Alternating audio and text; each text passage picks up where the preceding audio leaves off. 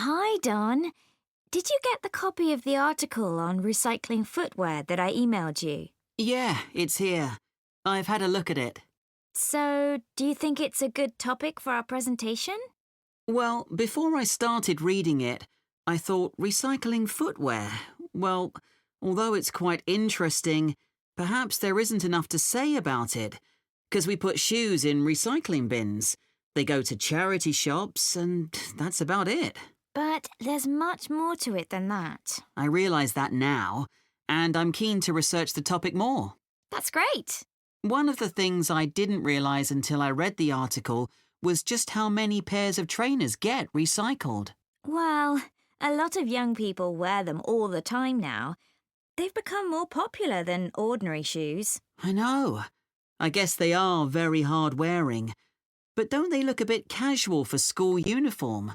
I don't think they're right for that. Actually, I think some of them look quite smart on pupils. Better than a scruffy old pair of shoes. So, do you keep shoes a long time? Yes, though I do tend to wear my old pairs for doing dirty jobs like cleaning my bike. I must admit, I've recycled some perfectly good shoes that haven't gone out of fashion and still fit, just because they don't look great on me anymore. That's awful, isn't it? I think it's common because there's so much choice. The article did say that recent sales of footwear have increased enormously. That didn't surprise me. No, but then it said that the amount of recycled footwear has fallen. It's 6% now, compared to a previous level of 11%. That doesn't seem to make sense. That's because not everything goes through the recycling process. Some footwear just isn't good enough to resell for one reason or another and gets rejected. Before you hear the rest of the discussion, you have some time to look at questions 25 to 30.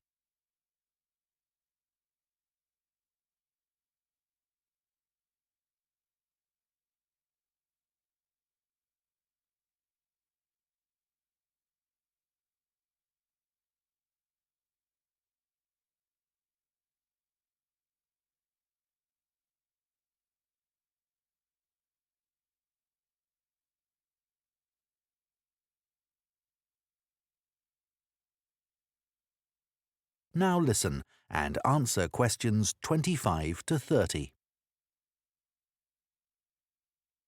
So, let's find some examples in the article of footwear that was rejected for recycling. OK.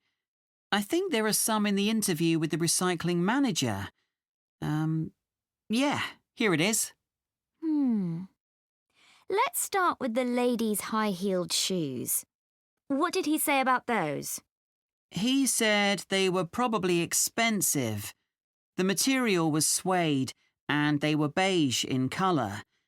It looked like someone had only worn them once, but in a very wet field, so the heels were too stained with mud and grass to resell them. OK.